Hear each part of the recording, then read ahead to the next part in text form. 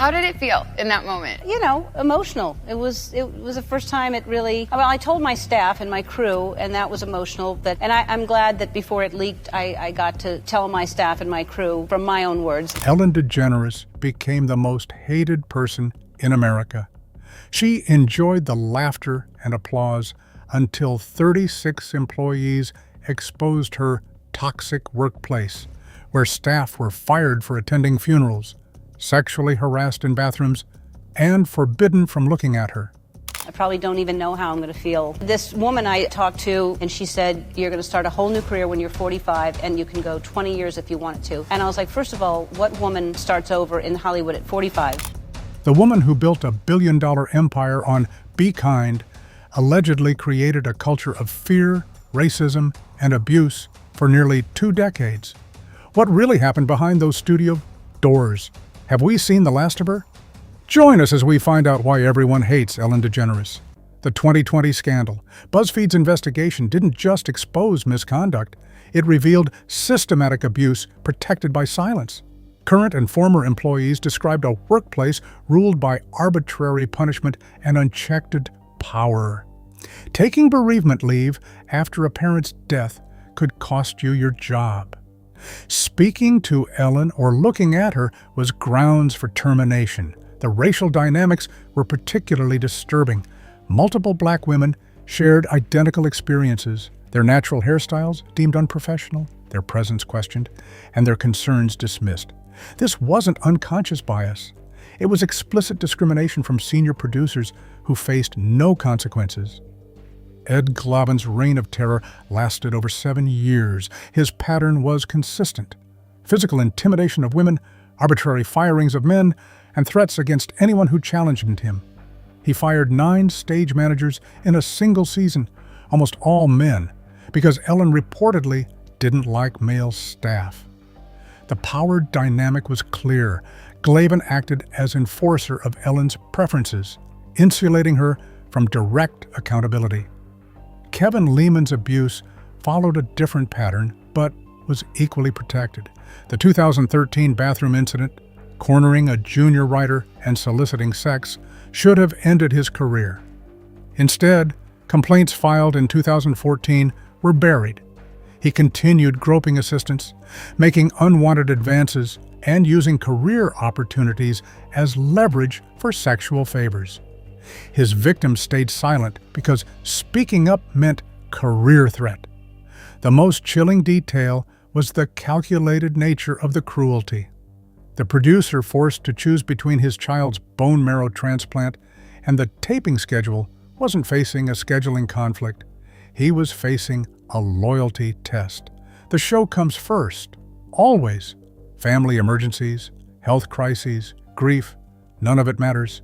Staff developed coping mechanisms to survive. Women traveled in pairs to avoid Glavin. Men avoided Portia entirely. Everyone learned to read Ellen's moods, to anticipate her displeasure, to make themselves invisible. The show cycled through crew members at an alarming rate, but each departure was explained away as normal turnover. The HR department failed. When employees reported racist jokes in the writer's room, they were fired weeks later. When someone returned from a self-harm attempt, they were let go shortly after. The message was unmistakable. Complaining makes you expendable. What made the scandal particularly devastating was the hypocrisy. Ellen had built her brand on kindness, acceptance, and joy. Every episode ended with "Be kind to one another." She gave away millions in prizes. She danced through audiences, spreading happiness. The cognitive dissonance between public persona and private behavior was staggering. On August 17, 2020, Warner Media fired Kevin Lehman, Ed Glavin, and Jonathan Norman. Lehman and Norman denied allegations. Glavin never publicly responded, but the firings came only after media pressure made them unavoidable. For years, complaints had been filed and ignored. The system protected the powerful until public exposure forced accountability. The question haunting everyone: did Ellen know? And if she didn't, how could she not? Christian Science childhood. Ellen DeGeneres was born January 26, 1958, in Metairie, Louisiana, into a household governed by Christian Science's rigid doctrines. Her father, Elliot, an insurance salesman and church first reader, enforced beliefs that forbade drinking, smoking, swearing, emotional expression, and medicine. Ellen didn't visit a doctor until age 13. Illness meant insufficient prayer. Pain meant spiritual failure. She later described never knowing how anyone in her family truly felt. Emotions were a weakness. Vulnerability was sin. Children learned to perform normalcy regardless of internal reality. This training, masking pain, projecting happiness, and hiding truth, would later define both her comedy and her workplace culture. The 1974 divorce shattered what little stability existed. Ellen was 15 and blindsided. The family's emotional lockdown meant she never saw it coming. Her mother, Betty, took Ellen to Atlanta, Texas, while her brother Vance stayed with their father. Ellen became the adult, supporting her devastated mother while processing her own abandonment. In 1976, Betty remarried Roy Grusendorf. That same year, she was diagnosed with breast cancer, requiring a mastectomy, which their religion condemned. The surgery happened in silence.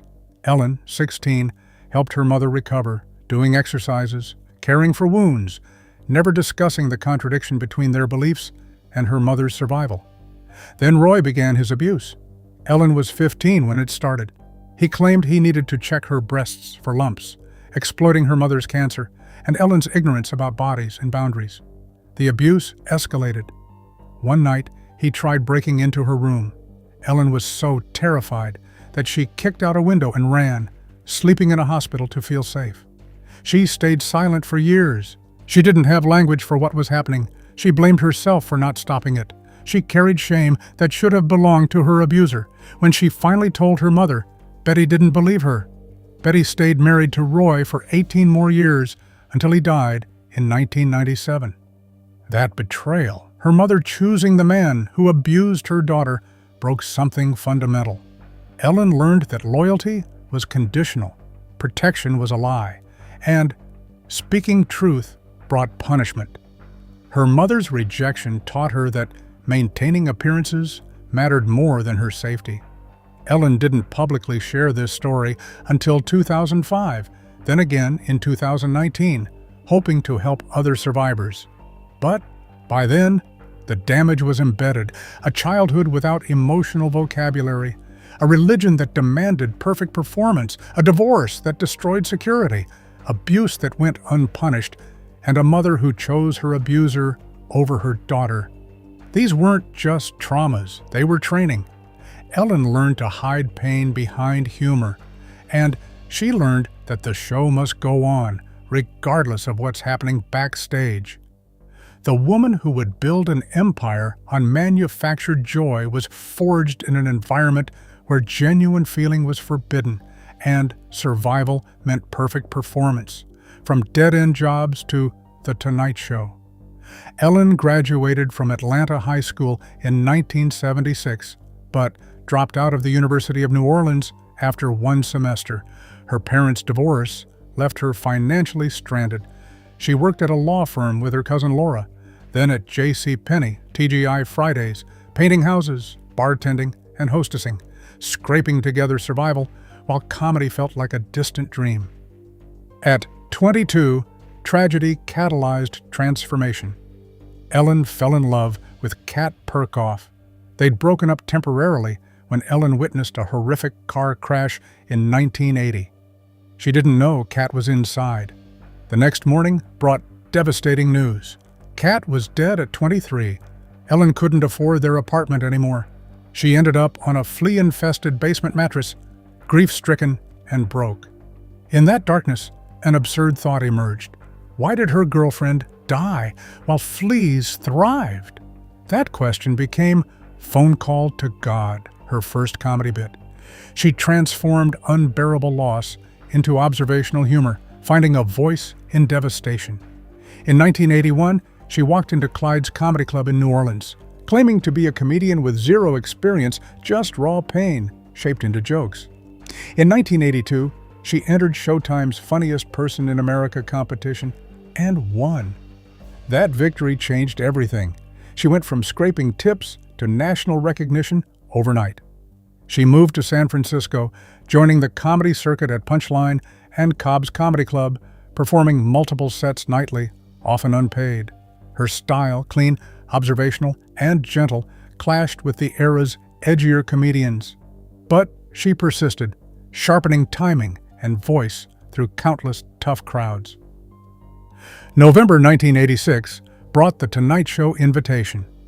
That day, she forgot her parking brake and chased her car down Melrose Avenue before performing the routine born from Kat's death. Johnny Carson loved it. He broke precedent by inviting her to the couch, a gesture he'd never extended to a female comedian on her first appearance. That night made her a star. Carson's endorsement opened television doors. Ellen appeared on Open House in 1989, though it lasted only 24 episodes. Lauryn Hill in 1992 died after 5 episodes, but critics noticed Ellen was the only reason to watch. Network executives remembered. In 1994, they created These Friends of Mine and renamed Ellen in 1995. Ellen played nervous bookshop owner Ellen Morgan for 109 episodes. The show was successful but unremarkable until episode 22 of season 4. Ellen had transformed childhood trauma into comedy gold and personal tragedy into national stardom.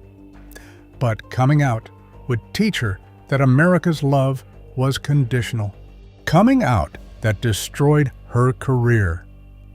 On April 30, 1997, Ellen Morgan came out as gay on national television, weeks after Ellen herself came out on Time magazine's April 14 cover with 3 words, "Yep, I'm gay." The coming out episode drew 42 million viewers and immediate backlash. Thousands of hate letters flooded the studio. A bomb threat was called in, mistimed, thankfully, as the cast had finished filming. Ellen later said she'd never felt more afraid. That episode pulled 42 million viewers, making it ABC's highest-rated show that year. It was groundbreaking, courageous, and career-destroying. What followed wasn't a celebration, but a backlash so severe it would take 6 years to recover. ABC panicked. They added parental advisories to future episodes, warning viewers about same-sex relationships as if gay people were dangerous content. Ratings plummeted. The show ranked 30th in 1997, but fell to 45th by 1998, losing a third of its audience. ABC filmed 3 more episodes, but refused to air 2. One featured a same-sex kiss, deemed too much. In May 1998, ABC canceled the show with 2 episodes locked in the vault. Then came Anna Hesh. They dated publicly from 1997 to 2000, and the world wasn't ready. At the Volcano movie premiere, they showed up together. Anne was reportedly told she'd be fired. A Fox executive allegedly said she wouldn't work with Harrison Ford if she stayed with Ellen. Security tapped their shoulders. They weren't allowed to be photographed together. The message was clear: disappear. The relationship ended in 2000. 1 day later, Anne was found in a stranger's Fresno home, confused, calling herself Celestia, talking about spaceships. She'd taken ecstasy while processing deep childhood trauma, creating one of Hollywood's most talked about breakups. Ellen was blacklisted. After 2 sitcom failures in 4 years, she tried The Ellen Show in 2001, playing a tech executive returning home. It flopped catastrophically. Only 13 episodes aired before CBS pulled it in January 2002. 3 sitcom failures in 8 years. Her television career appeared finished. The coming out should have been celebrated. It was brave, necessary, and groundbreaking. Ellen became the first openly gay lead character on network television. She paved the way for LGBTQ representation that feels normal now, but was revolutionary then. But bravery doesn't protect you from consequences. A BC's parental warnings sent a message. Gay people were inappropriate for family viewing. The ratings collapse showed America's acceptance was theoretical, not practical. The Anne Heche backlash proved Hollywood would punish visibility. Ellen spent 4 years in the wilderness. No show, no platform, no redemption arc. The woman who'd made Carson laugh, who'd built a successful sitcom, who'd taken the biggest risk of her career, was unwanted. What makes this period crucial is what it taught Ellen about survival. Authenticity brought destruction. Vulnerability invited punishment. Being herself cost everything. The lesson was clear. Control the narrative, manage perception, never let them see weakness. When Ellen finally returned in 2003 with a daytime talk show, she'd learned those lessons well. The show would be relentlessly positive. She'd dance away criticism. She'd give away money to manufacture goodwill. She'd build an empire on performed kindness while maintaining absolute control backstage. The coming out destroyed her career, but taught her the power of image management. Unfortunately, she learned the wrong lessons. Building the billion-dollar daytime empire. The Ellen DeGeneres Show premiered September 8, 2003, on NBC's Small Studio 11 in Burbank. Nobody expected much. Ellen danced, gave away gifts, and made celebrities feel safe, and somehow it worked. The show won 15 daytime Emmys in its first 3 seasons, unprecedented. By 2005, 2 million people watched daily. Her strategy was brilliant, radical positivity. After years of backlash, Ellen created a space that felt safe, joyful, and generous. The 12 days of giveaways gave audience members over $3,000 in gifts across 12 episodes. She went viral before other shows understood YouTube. By 2008, the show needed a bigger space.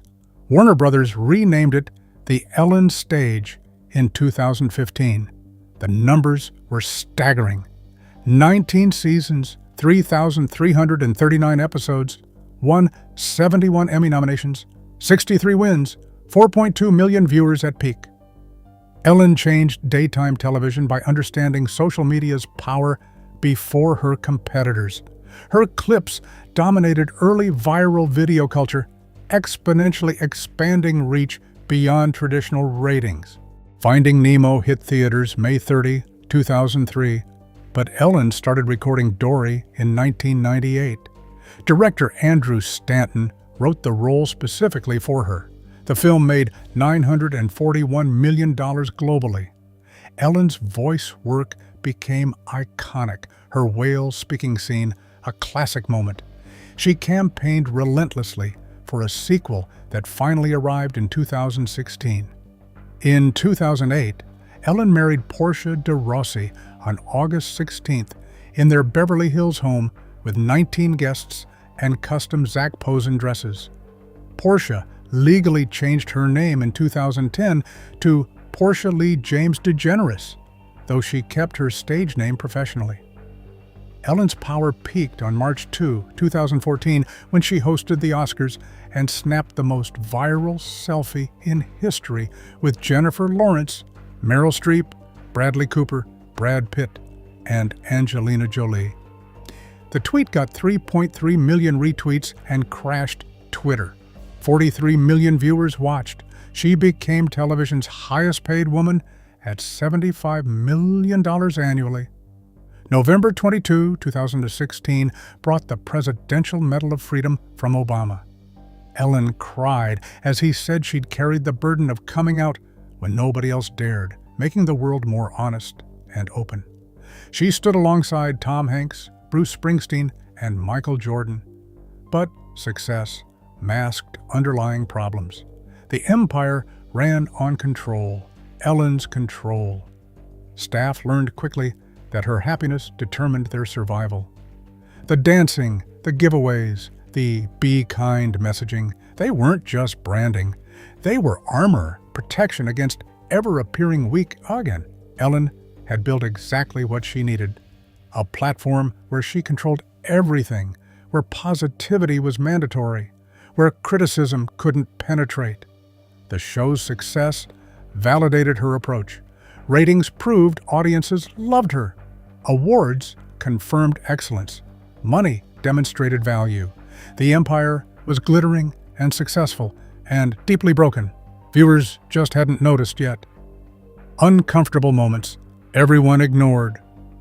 November 2019, Dakota Johnson calmly corrected Ellen during a live interview. Ellen joked about not being invited to Dakota's 30th birthday. Dakota looked directly at her. "Actually, that's not true, Ellen. You were invited." Ellen looked surprised. Dakota continued, "Ask everybody. Ask Jonathan, your producer." Ellen awkwardly admitted she'd had a scheduling conflict. The moment was raw, someone standing up to Ellen on her own show. Viewers noticed something unusual, genuine discomfort that wasn't played for laughs. Taylor Swift experienced worse in 2012. Ellen kept teasing her about dating Zac Efron. Taylor denied it. Ellen persisted, "Yes, you did." The audience laughed. Ellen made Taylor play a game, ring a bell, when she saw someone she had dated on a slideshow. Taylor said she didn't want to because it made her uncomfortable. Ellen pushed anyway. Taylor looked near tears. "Do you know how bad this makes me feel?" The clip went viral on TikTok. Years later, people saw it differently. Not funny, just cruel. The Mariah Carey incident from 2008 was darker. Rumors swirled that Carey might be pregnant. Ellen brought out champagne. "Let's toast to you not being pregnant." Mariah protested. This was peer pressure. She took a sip anyway. Ellen shouted, "You're pregnant!" It seemed like a joke. Years later, Mariah revealed she'd miscarried shortly after that taping. She hadn't been ready to tell anyone about the pregnancy. That moment wasn't awkward. It was devastating. Kathy Griffin's feud started in 1996 during a guest spot on Ellen's sitcom. She was told to sing a jingle during the table read. The way Ellen gave the order humiliated her. Their relationship worsened after Joan Rivers died. Griffin wanted Ellen's help with a tribute. Ellen refused, saying Joan was mean. Griffin exploded, later writing about it in her 2017 book without naming Ellen directly. Everyone knew.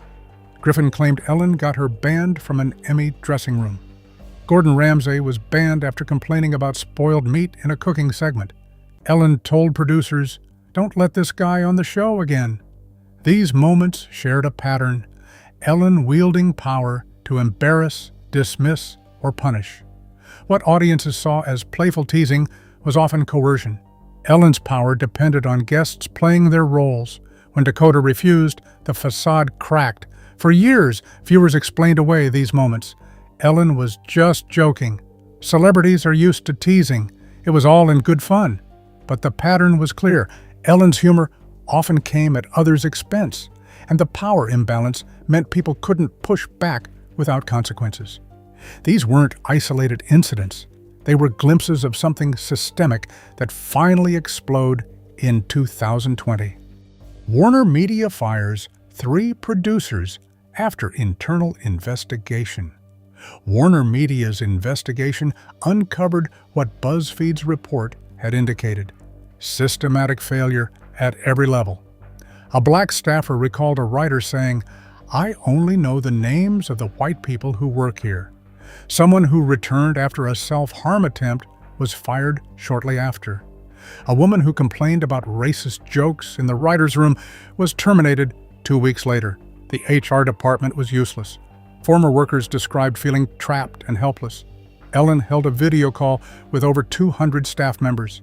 She admitted running the show like a machine, not like a place for human beings. On August 17, 2020, Warner Media fired 3 top producers, Kevin Lehman, Ed Glavin, and Jonathan Norman. Lehman and Norman denied allegations, Sklavin never publicly responded. At midnight on July 31st, 2020, actor Brad Garrett tweeted that mistreatment on the show comes from the top and that he knew more than one person treated horribly. The tweet exploded. Leah Thompson backed him within hours. True story, it is.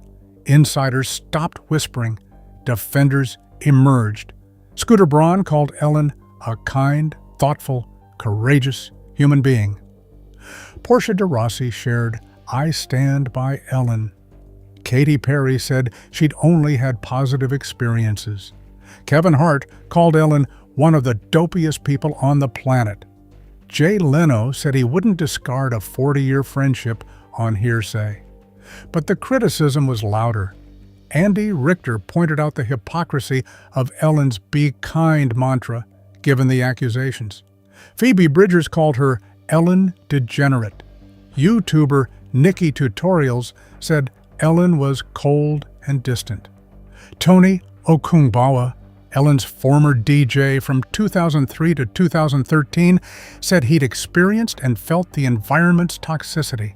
The divide was revealing. A-list celebrities who'd benefited from Ellen's platform defended her. People who'd worked for her or interacted behind cameras told different stories. The pattern suggested Ellen maintained different personas: charming for powerful peers, controlling for subordinates. Warner Media's investigation found deficiencies related to the show's day-to-day management. That bland corporate language masked serious findings. The investigation confirmed toxic workplace culture, inadequate HR response, and management failures. But the framing suggested this was about middle management, not leadership at the top.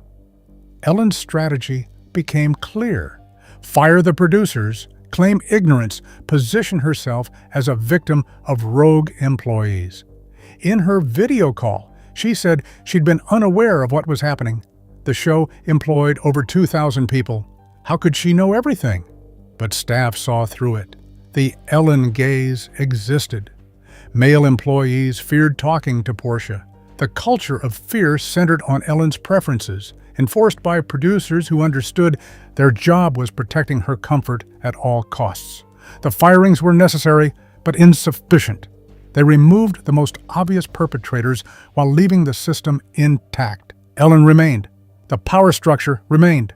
The lesson for staff: the scandal could be survived by sacrificing middle management while preserving the brand.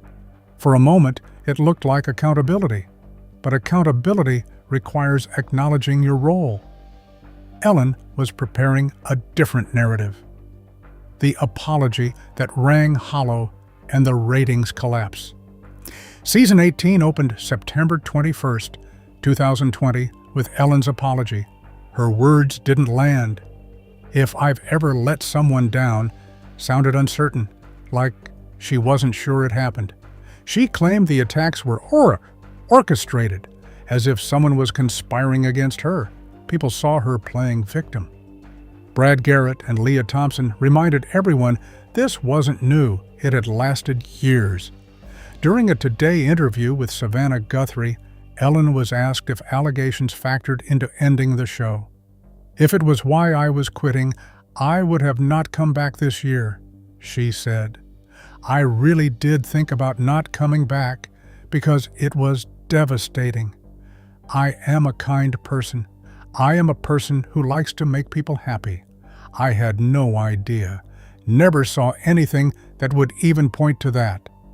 Warner Bros.' internal review found deficiencies related to the show's day-to-day management. Corporate speak for confirmed problems. The damage was irreversible. From September 2020 to March 2021, over 1 million viewers stopped watching. The show dropped from 2.6 million to 1 million viewers, a 43% collapse. Women under 54, the core demographic, dropped 38%. Ad revenue fell from $131 million to $105 million, a $26 million loss. The apology episode spiked initially, then people stopped returning. By 2022, the show struggled to maintain 1 million viewers. May 12, 2021. Ellen announced to The Hollywood Reporter that her show would end after season 19. When you're a creative person, you constantly need to be challenged. And as great as this show is, and as fun as it is, it's just not a challenge anymore, she said. The final episode aired May 26, 2022. After 19 seasons, it was over. Jennifer Aniston, her first ever guest, returned to close it out, along with Pink and Billie Eilish. January 2023. Emily Ratajkowski defended Taylor Swift after watching the resurfaced clip. "This is so f***ed up. She's literally begging her to stop," Ratajkowski commented. She told Elle that watching the interview struck her because Swift was communicating very clearly about why she didn't feel comfortable with what was happening, and it was making everyone laugh. "It actually upset me." Ellen's apology failed because it centered her feelings. She was devastated. She had no idea. She was being attacked. But the scandal wasn't about her pain. It was about her employees' experiences. Her refusal to take genuine accountability revealed everything about why the culture existed. The ratings collapse showed audiences didn't buy it. The Be Kind brand was permanently damaged. You can't build an empire on kindness while running a cruel workplace. The hypocrisy was too stark, the evidence too overwhelming. Ellen claimed she was ending the show because it wasn't challenging anymore. But the timeline told a different story. The decision came during free-fall ratings and advertisers pulling back. She was leaving before she was pushed. 19 years, 3,339 episodes, billions in revenue, and it ended in disgrace. Final confession and escape to the UK. Ellen's 2024 Netflix special For Your Approval was her final performance. She joked about being kicked out of show business for being mean. "Oh yeah, I got kicked out of show business. Yeah, 'cause I'm mean. You can't be mean and be in show business. No, they'll kick you out. No mean people in show business." The sarcasm was defensive, acknowledging the irony while avoiding accountability. She discussed therapy. "I was in therapy for a while trying to deal with all the hatred coming at me, and it was not a common situation for a therapist to deal with. At one point, my therapist said, 'Ellen, where do you get this idea that everyone hates you?' And I said, 'Well, New York Times, Washington Post, Entertainment Weekly, Us Weekly,' again framing herself as the victim of unfair treatment. She revealed what life became. "Everywhere I go, I know everyone's heard that I'm mean. I know when I walk into a restaurant, people are watching, waiting to see if I'll be mean." She disclosed the first headline she saw, how Ellen DeGeneres became the most hated person in America. Her response? "It's a horrible thing to say about somebody, and to make it worse, there was no trophy, no awards banquet, nothing." Dark humor masking genuine pain. During her July 1, 2024, Santa Rosa stand-up routine Q&A, someone asked if she'd return to fame. Her answer was definitive. "No, this is the last time you're going to see me. After my Netflix special, I'm done." The special ended with her reflecting on spending an entire lifetime trying to make people happy. She said, "I've cared far too much what other people think of me. So the thought of anyone thinking that I'm mean was devastating to me, and it consumed me for a long time." Shortly after wrapping her comedy tour, Ellen and Portia moved to the English countryside.